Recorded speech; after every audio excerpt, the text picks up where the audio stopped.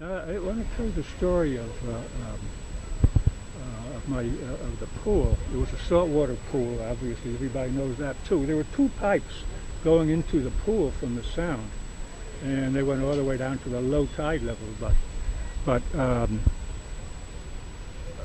but at high tide was when they changed the water. They pumped the water into the pool. Well, first of all, they had to get rid of the water first at low tide, and then at high tide they would pump the water into the pool, and that was a day's outing. So the pool was shut down for that day.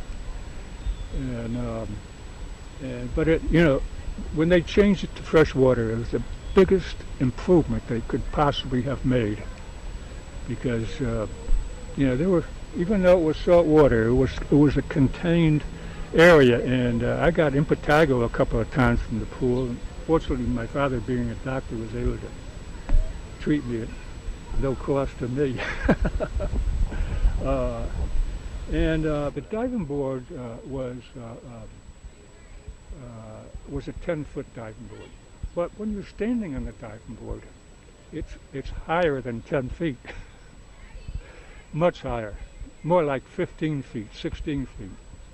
And there was one time when I was sitting on these concrete benches, and in the picture, that picture over there, there were 6 concrete benches, 2 on the far end of the pool, and 1, 2, 3, 4.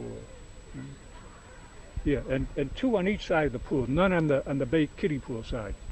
So there were long concrete benches, which were nice because when the sun hit them, they were hot. If you were cold coming out of the pool, you could lie on those benches and warm up. And after playing hide the stick was a game that we played at the very deep end of the pool, where you take half a popsicle stick and put it on the bottom of the pool, and then came up very slowly. So the first person to see the stick would dive down and get it, and he was the winner. Then he dove down, so repeated itself, hide the stick.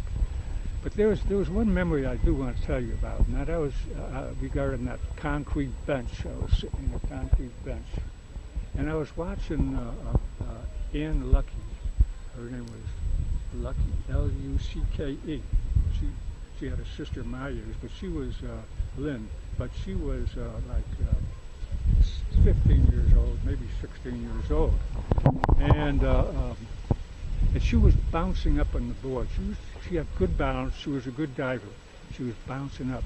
Toes, as she went up in the air, toes would be pointed like this, and she was bouncing and bouncing. And then she turns around, and she's facing Saugatuck Shores, the harbor. She starts bouncing again, and the first thing, I couldn't believe it.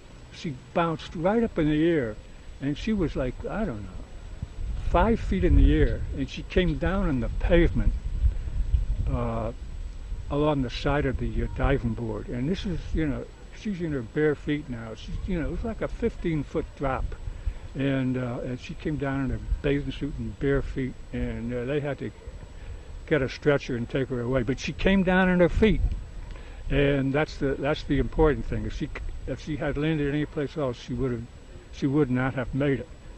But I did see her at the end of the summer, and even a month later, well, she had 2 casts on her legs, so she made it. Her name was Lucky, and so she was lucky in one respect. She wasn't killed. She could have been easily killed. But so when they removed the diving board, that was another major good move for Longshore.